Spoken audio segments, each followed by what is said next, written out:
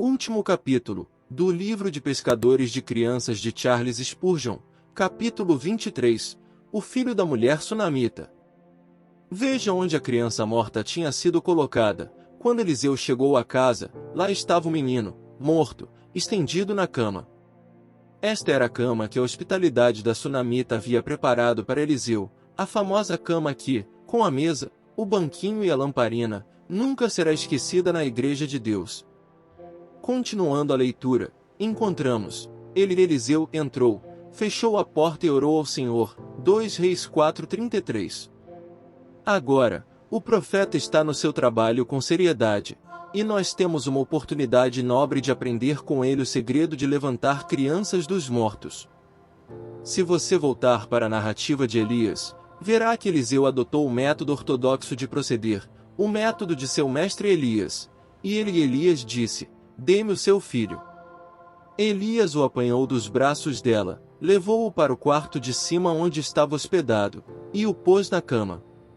Então clamou ao Senhor: "Ó Senhor, meu Deus, trouxeste também desgraça sobre esta viúva, com quem estou hospedado, fazendo morrer o seu filho." Então ele se deitou sobre o menino 3 vezes e clamou ao Senhor: "Ó Senhor, meu Deus, faze voltar a vida a este menino." O Senhor ouviu o clamor de Elias, e a vida voltou ao menino, e ele viveu. 1 Reis 17, 19-24. O grande segredo está na súplica poderosa. Ele entrou, fechou a porta, sobre eles dois, e orou. O velho provérbio é: todo púlpito verdadeiro é erguido no céu, o que significa que o verdadeiro pregador passa muito tempo com Deus. Se não oramos a Deus por uma bênção, se o alicerce do púlpito não for edificado em oração particular, nosso ministério aberto não será um sucesso. Assim é com você. O poder de cada professor verdadeiro precisa vir do alto. Se você nunca se recolher para orar e fechar a porta, se nunca rogar junto ao lugar celeste de misericórdia por sua criança, como pode esperar que Deus o honrará com a conversão dela? É um método excelente, creio eu, levar as crianças, uma por uma, para o seu quarto e orar com elas. Você verá suas crianças convertidas quando Deus individualizar seus casos, agonizar por elas, e levá-las uma de cada vez, e com a porta fechada, para orar com elas e por elas. Há muito mais influência na oração oferecida em particular do que em oração dita publicamente na classe. Não mais influência com Deus, é claro, mas mais influência com a criança. Tal oração muitas vezes será a própria resposta, pois Deus pode, enquanto você está derramando sua alma, fazer sua oração ser um martelo para quebrantar o coração que meras mensagens nunca haviam tocado. Depois de orar, Eliseu adotou os meios. A oração e os meios devem andar juntos. Meios sem oração pressupõem oração sem meios, hipocrisia. Ali estava deitada a criança, e ali estava de pé o venerável homem de Deus. Assista seu proceder singular. Ele se abaixa sobre o corpo e põe sua boca sobre a boca da criança. A boca fria e morta da criança foi tocada pelos lábios quentes e vivos do profeta, e uma corrente vital de hálito quente novo foi mandada lá para as passagens da boca do morto que eram frias como pedra, e para a garganta e os pulmões. Em seguida, o santo homem, com o ardor amoroso da esperança, colocou seus olhos sobre os olhos da criança, e suas mãos sobre as mãos da criança. As mãos quentes do velho cobriram as palmas frias da criança que partiu. Então, ele se estendeu sobre a criança e a cobriu com seu corpo todo, como se quisesse transferir sua própria vida àquele corpo inerte, morreria com ele ou o faria viver. Era uma vez um caçador de antílope que estava trabalhando como guia de um viajante cheio de medo. Quando chegaram a uma parte muito perigosa da estrada, ele usou uma tira para amarrar o viajante a si mesmo firmemente e disse: "Ou nós dois ou nenhum dos dois." Com isso, quis dizer, viveremos os dois ou nenhum de nós viverá, nós somos um. Assim, o profeta efetuou uma união misteriosa entre ele e o garoto, e em sua mente estava resolvido que ou ele gelaria com a morte da criança ou esquentaria a criança com sua vida. O que isso nos ensina? As lições são muitas e óbvias. Vemos aqui, como num quadro, que se nós queremos trazer vida espiritual a uma criança, precisamos perceber muito vivamente o estado dessa criança. Ela está morta, morta. Deus fará com que você sinta que a criança está tão morta em dívidas e pecados como você esteve um dia. Deus quer que você entre em contato com essa morte através de dolorosa, esmagadora, humilhante solidariedade. Para ganhar almas, devemos observar como nosso Mestre operou. Então, como ele operou? Quando ele quis nos erguer da morte, o que lhe coube fazer? Ele precisou morrer, não houve outro meio. Assim é com você. Se você quer fazer viver aquela criança morta, você precisa sentir o frio e o horror da morte dessa criança. É necessário um homem moribundo para levantar homens moribundos. Para tirar uma brasa do fogo, você teria de colocar a sua mão suficientemente perto para sentir o calor do fogo. Então você tem, mais ou menos, uma ideia precisa da terrível ira de Deus e dos terrores do juízo que virá, porque se não tiver, vai lhe faltar energia em seu trabalho, e assim faltará um dos aspectos essenciais do êxito. Na minha opinião, o pregador nunca fala bem sobre tais tópicos antes que sinta pressionando como um fardo pesado vindo do Senhor. Eu preguei em cadeias, disse John Bunyan, para homens em cadeias. Pode crer, quando a morte que está em suas crianças o assusta, deprime e domina, então Deus está prestes a abençoá-lo. Assim reconhecendo o estado da criança, e como que pondo sua boca sobre a boca da criança, e suas mãos sobre as mãos dela, você precisa em seguida procurar se adaptar até onde for possível à natureza, aos hábitos e ao temperamento da criança.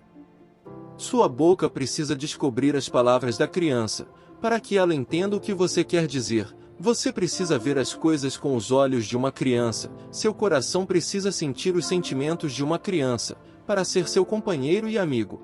Você precisa ser um estudante do pecado juvenil, precisa condoer-se das provações juvenis, precisa, até onde for possível, entrar no espírito das alegrias e tristezas juvenis.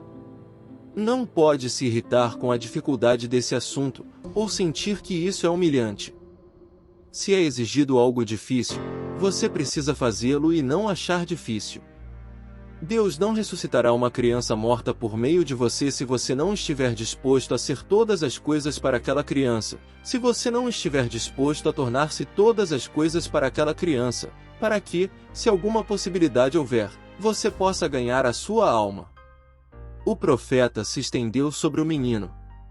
Era de esperar que estivesse escrito: ele se contraiu.